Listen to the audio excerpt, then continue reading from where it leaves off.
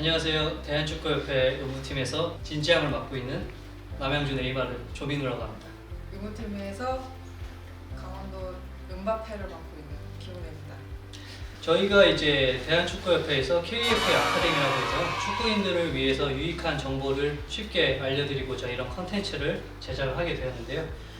어떤 분들이 보시면 좀 도움이 될까요? 네, 선수와 이제 학부모님들 그리고 뭐 축구 동호회 분들이나 지도자분들이 보시면 유익할 것 같습니다. 네, 그래서 저희가 첫 번째 주제를 뭘로 할까 참 고민을 많이 했죠. 발을 가장 많이 사용하는 운동이고 그만큼 발에 가장 많은 부상이 나타나기도 합니다.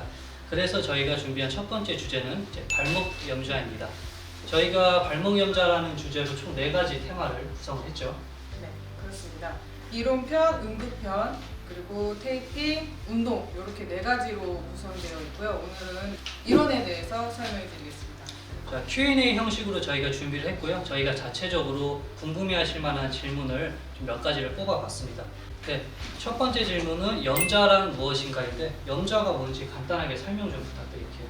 네, 일단 염좌 설명에 앞서서 저희 관절에 대해서 설명을 조금 드려야 될 것 같아요. 네. 관절이랑 뼈와 뼈가 만나는 부분이고 흔히 이제 마디라고 표현을 하죠. 네, 그 부분이 관절입니다.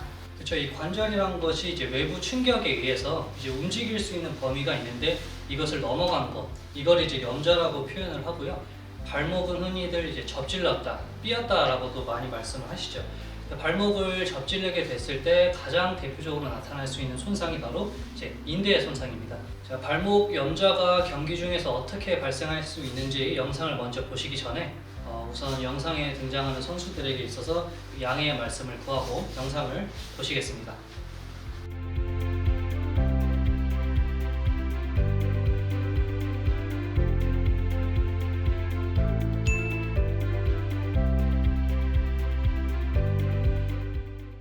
인대랑 뼈와 뼈를 연결하는 구조인데요. 이제 뼈의 움직임을 제한해서 이제 관절의 안정성을 제공해주게 됩니다. 네, 자, 발목에는 대표적으로 이제 바깥쪽의 인대, 안쪽 인대 이렇게 설명을 드릴 수가 있는데요. 지금 사진에서 보이시는 것 같이 바깥쪽 인대는 크게 3가지로 이제 구분이 되어 있고 그 중에서 정거비 인대, 종비 인대라는 것이 가장 흔하게 손상을 당하게 됩니다. 그리고 안쪽에서는 지금 삼각형 모양의 인대들이 이렇게 자리를 잡고 있습니다.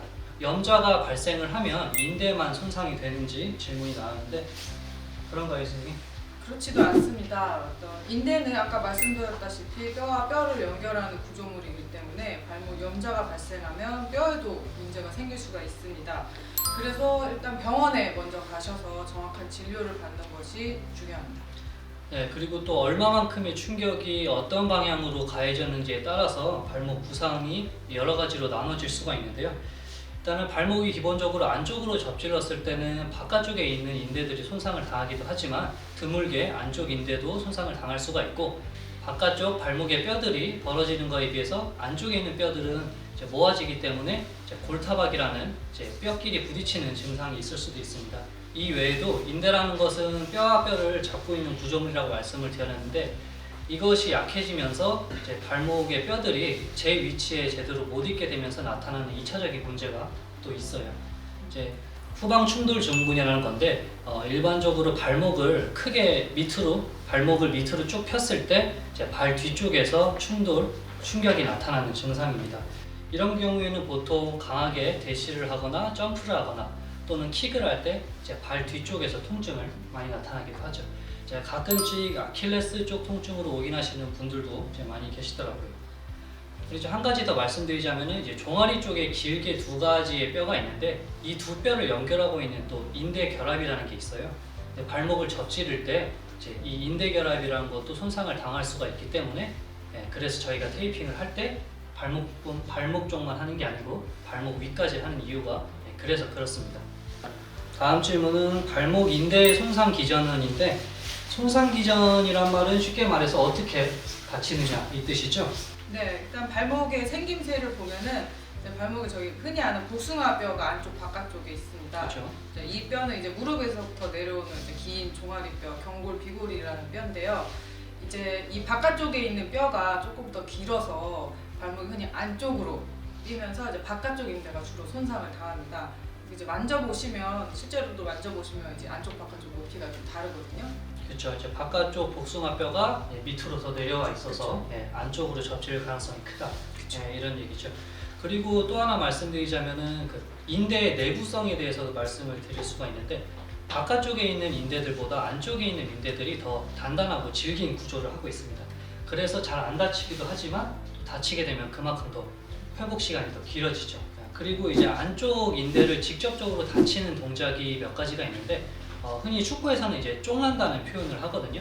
이제 공이 발끝에 걸리면서 발이 바깥으로 넘어가는 경우에 안쪽에 손상을 받을 수가 있고 발을 땅에 딛고 나서 몸이 앞으로 밀려나가면서 발목 내측에 직접적으로 손상을 줄 수가 있는데 이 부분은 영상으로 먼저 함께 보시겠습니다.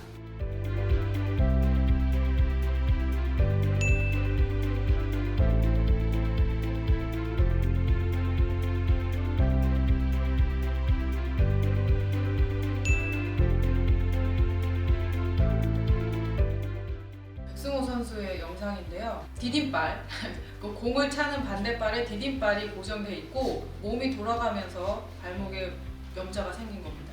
그렇죠. 이제 경기 끝나고 나서 확인을 해봤을 때 지금 보시는 사진처럼 이렇게 발이 크게 부어 있는 것을 확인을 할 수가 있었습니다. 발목 염자 시 증상이 어떠냐라는 질문인데 발목을 삐었을 때는 어떤 증상이 나타나죠? 네, 일단 아픕니다. 많이 아프죠. 네, 많이 아프고요. 그 부위를 눌렀을 때 또 압통, 통증이 좀 생기고요. 그리고 보호 반응에 의해서 부종도 발생합니다. 흔히 이제 붓기라고 하는데, 네, 붓기도 발생을 하고요. 쉽게 생각하면은 이제 몸 안에 상처가 났다고 생각하시면 됩니다. 그리고 열감도 이제 만져보시면 따뜻한 열감이 나기도 합니다. 누누이 말씀드리지만 인대라는 거는 이제 뼈를 잡고 있는 구조물인데 그게 뼈를 제대로 잡지 못하기 때문에 굉장히 불안해지죠. 그래서 내가 체중을 딛고 발을 딛고 서기가 좀 불안하고 또 통증이 나타날 수가 있습니다. 그렇기 때문에 이렇게 발목을 다치셨을 때는 스스로 판단하시는 것보다는 병원에 가셔서 정확한 검사를 받아보시는 게 우선입니다. 자, 병원을 못 가는 경우가 있는데 그런 경우에 행할 수 있는 응급처치가 있어요. 네, 그거는 저희가 다음 영상에서 말씀을 드리겠습니다. 왜 같은 발만 계속 접지르는 걸까? 이제 인대는 한번 손상이 되면 이전 상태로 100% 회복되기가 좀 힘듭니다. 이제 그래서 적절한 치료와 관리를 통해 최대한 이전 상태로 만드는 것이 중요하고요. 또 인대는 근육 강화를 통해서 인대의 역할을 좀 대체할 수가 있습니다. 자, 그리고 일상생활 중에 이제 길을 가다가 가끔씩 발을 접지르는 경우가 있으실 텐데요. 이럴 때는 뭐 병원을 가지 않아도 치료를 안 받아도 가끔씩 괜찮아지는 경우가 있어요. 그렇다고 이게 정말 괜찮아진 거냐? 그렇지 않다는 거죠. 발목을 한번 접질렀을 때 이미 인대에 자극이 들어갔기 때문에 그만큼 불안정성이 더 생기게 되고 불안정성이 높아진 만큼 다시 그 발을 또 접지를 가능성이 높다는 겁니다. 자, 지금까지 발목 염자에 대해서 간단하게 이론적으로 알아봤는데요. 이후에도 저희가 발목 염자에 관련된 다른 영상들이 준비가 되어 있습니다. 어떤 것들이 있죠? 네, 저희 실질적으로 대표팀에서 하는 응급처치와 테이핑 그리고 운동법을 알려드릴 예정입니다. 그럼 저희는 이만 물러가겠습니다. 네. 지금까지 조민우 기훈이었습니다.